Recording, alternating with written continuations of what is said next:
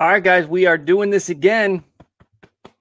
The Blue Jays strike, and they have made another trade. It is Jonathan Villar coming to the Toronto/Buffalo Blue Jays from the Marlins. Marlins kind of surprising me here because look like they were in win mode now. And actually, while we're doing this, they have made a trade to acquire Starling Marte. So Jonathan Villar on his way to Buffalo. Starling Marte on his way to Miami in two separate trades. Caleb Smith, Humberto Mejia, and one other go to the Diamondbacks for Starling Marte. They get rid of Jonathan Villar. I'm looking to see who's going to Miami because at the moment it is not out there yet. But this is an interesting move for the Blue Jays here. Jonathan Villar fits in a lot of different spots, right? He can play infield, he can play outfield, and the Blue Jays kind of need that with the current situation, with the way the lineup is, with the way the roster is. Somebody like Villar is a nice fit. Let's take a look at Villar and break him down real quick. So he's been in the league since he was 22, came up with the Astros. I think everybody remembers his first big year. That was 2016 with Milwaukee when he stole 62 bases, hit 19 home runs, slashed 285, 369, and 457. Just a monster year. Somehow he wasn't an all-star in 2016. That's amazing to me. But he was just unreal in 2016. 2017, a little bit of a drop-off. The power numbers go down. The batting average, the slugging, the on-base, all drops about 100 points. The batting average goes to 241. Looked like maybe it was a one-and-done kind of thing. Goes to Baltimore and picked it back up. Had a great year in 2019 with the Orioles. 24 homers. Gets his slash line back in order, 274, 339, and 453. 24 homers, 40 steals. This year with Miami, it was his first year with the Fish. He was doing all right. A couple home runs, 9 steals, which leads the league right now. On-base percentage, all right, but the power isn't there yet. But for the Jays, this is a nice move. You've got Bichette coming back soon. I don't know. Are we impressed? Are we impressed with Travis Shaw? I mean, the way I'm looking at this is Toronto, when Bichette's back, he's your shortstop. Biggio's a second. Vladdy's at first. Third base is where you could put anybody. And VR can play third. Jonathan VR can play third base. Jonathan VR has actually played at third base. Let's see. Last time he played, okay, so it's been a while. Last time he played third base was 2016. He played 42 games at third base. So he's been at the position. Now, I got to think he's the third baseman. And you're not going to touch the outfield with Gurriel, Grichuk, and Hernandez, with those two hitting like they've been hitting. So VR's the third baseman. I don't think there's any question about that. What did the Blue Jays trade for VR? I'm still looking for that. I have not seen it. It is not out yet. Rosenthal doesn't have Ben Nicholson-Smith, Shy. I haven't seen it from anybody yet. I am kind of keeping. We know in the other trade that the Marlins posted here in the last 5 minutes, the Marte trade, that it's Smith, Mejia, and another piece going to Miami, but don't know who Miami is getting for VR. Kind of looking for that because that would be obviously an important piece. They got Robbie Ray for virtually nothing, and they're getting some cash back in that Ray deal too. Don't know what's going on with VR. Let me search. Let me check. VR. Here's Craig Mish. I don't know who Craig Mish is. Let's see. Marlins podcaster, swingsandmisses.com, MLB Network. Main reason why VR was dealt is that Diaz has returned to the club, so they want Diaz. They're ready to move on with the future. VR is not the future there in Miami. This is, I believe, a 1-year deal that he's on. Yep, 1-year deal for VR. So, he's not part of the future. VR's still young, though. He's only 29, so it's not like he's old and he doesn't have any more legs. hey, we'll take that. That's decent, and it's a 1 year deal. A lot of these guys the Jays are picking up are on 1 year deals.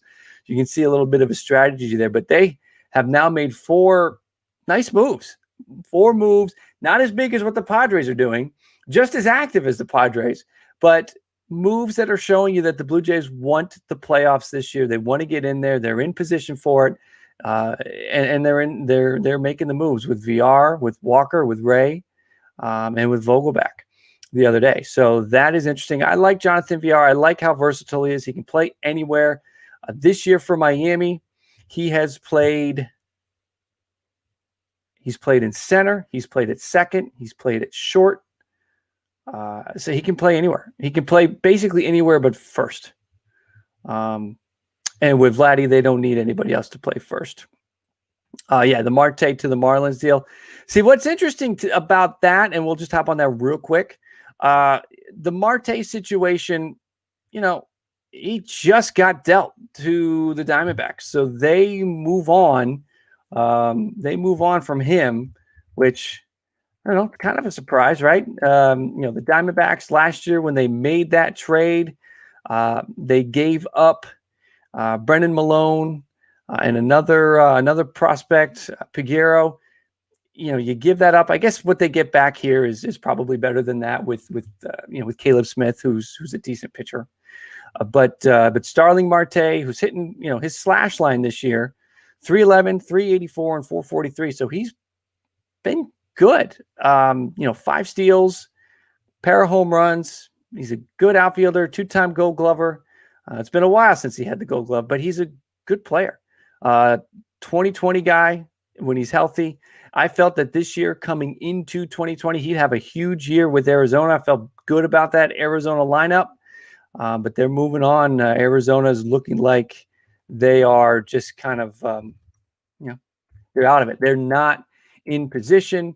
And I was listening to one of the MLB Network guys, and they were talking about how some of these teams are making decisions. There's an option for Marte, and with the lack of fan revenue and the fact that the Diamondbacks are in last place, 14-21, what's the point in picking up that next year so they can move on from Marte? And I think that's really what's happening here. And they get some nice pieces back. They get some nice pieces back. Back to this VR deal with the Jays, still looking for something here on what they gave up. Let me refresh this. VR. If anybody has seen it, anybody in the chat has seen what is going back to Miami, I'm not seeing anything. Looking at Rosenthal. Yeah, everyone's out there with the story now that it's, with the return of Diaz, VR was, on his way out. Still don't have anything on the VR situation, but I like where he fits in with the club. Switch hitter, gives him some speed. Where he'll bat is an interesting situation. The Jays love Biggio up there at the leadoff spot. Biggio has, in my opinion, and it's obviously skewed, one of the best eyes in all of baseball. So Jonathan Villar with his speed, with what he can offer, VR's a decent leadoff guy. VR was hitting 6th today. So the Marlins had slotted him into the middle of the lineup. And I think that's kind of where he fits in with this Blue Jays lineup. Looking at the Blue Jays right now, they're playing the Orioles. And you got Biggio leading off, Grichuk, Guerrero, Hernandez, Gurriel. Maybe he hits 6th for the Jays after Gurriel. Right today, Vogelback's in there. But after the top 5 spots, and when Bichette is back, after the top 6 spots, those are all taken. So it's 7, 8, 9. And there you go. Once Bichette's back, I think Panic's probably the odd man out here. Panic playing 3rd today. Panic will just become super utility. Espinal could get sent to the taxi squad. with that, which, Espinal's been a nice shortstop, but once Bichette comes back, they won't need his services anymore. Let's see. Do we have anything on VR and that trade? Who's going to Miami?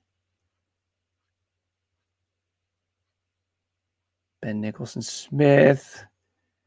Let's check the Blue Jays, guys. Don't see anything from Ben. Let's check Shy. No, nothing yet. Anybody in the chat that has seen what's going on, who's going back to Miami?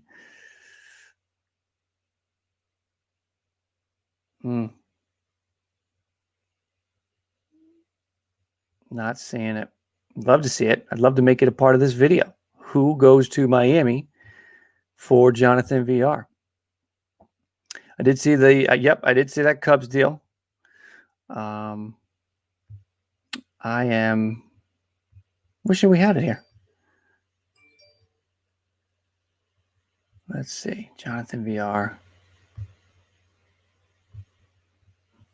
we have the full details of the Marte deal. I'm surprised we don't have the full details of this Villar deal. So we'll just have to wait on that. Let's see. Yeah, still not seeing anything.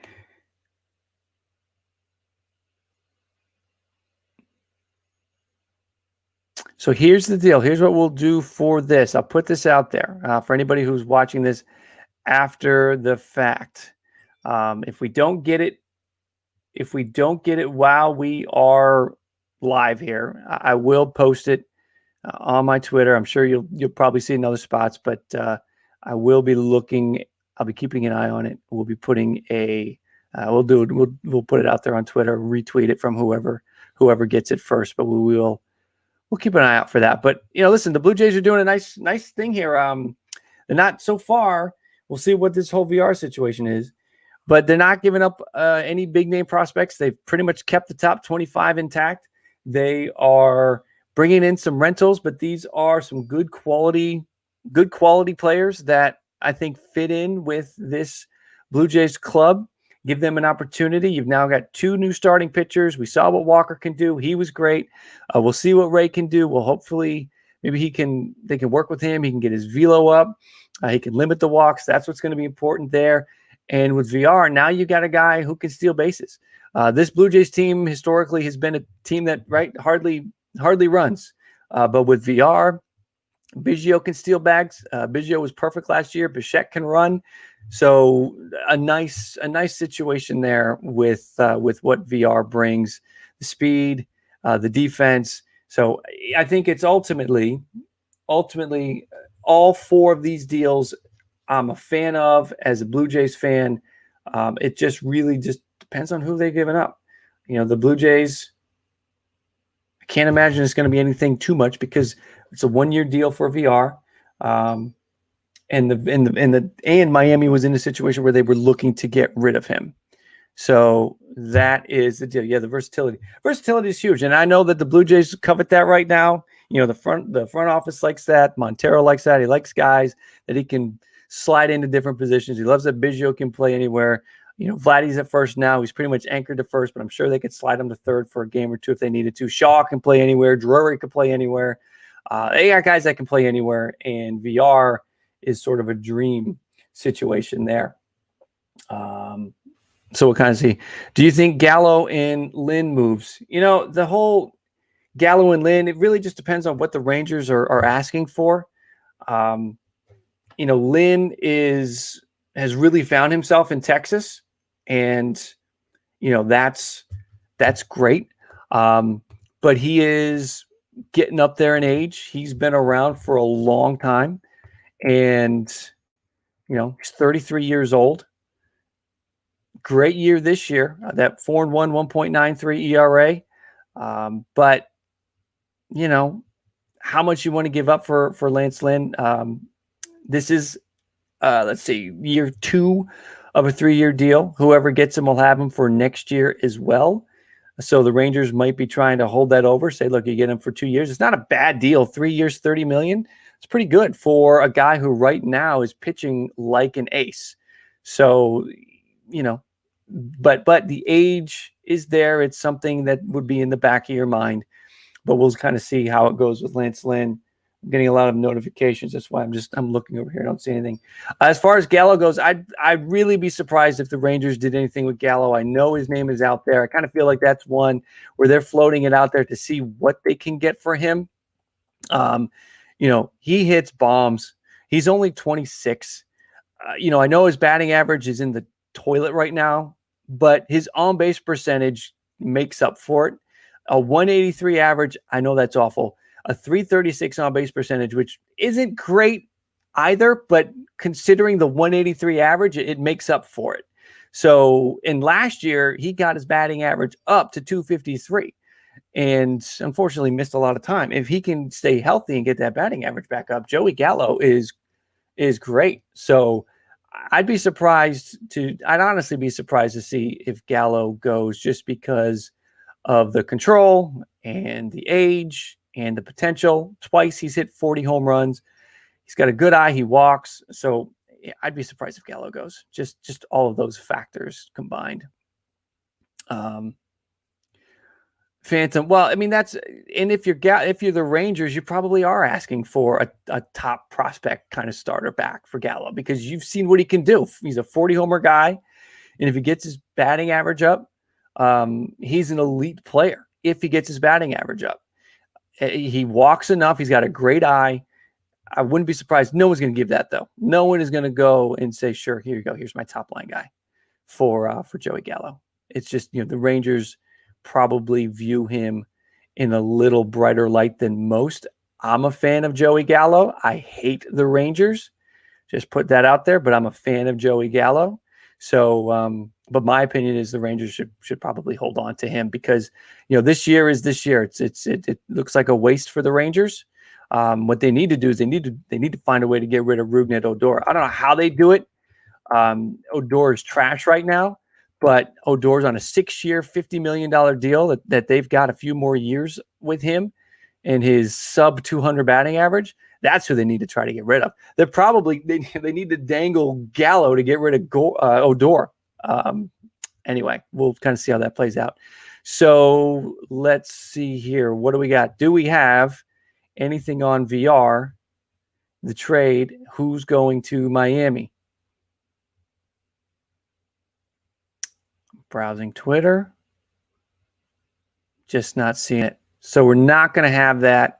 We won't have it for the video. We don't know who the Marlins are getting, but we know that if the Blue Jays keep it in line with what they've been doing, it's going to be a low-level prospect, not anything big. I kind of feel like that's kind of what Atkins is looking to do here. He's looking to get guys, sort of rental players, and not give up the farm, so to speak.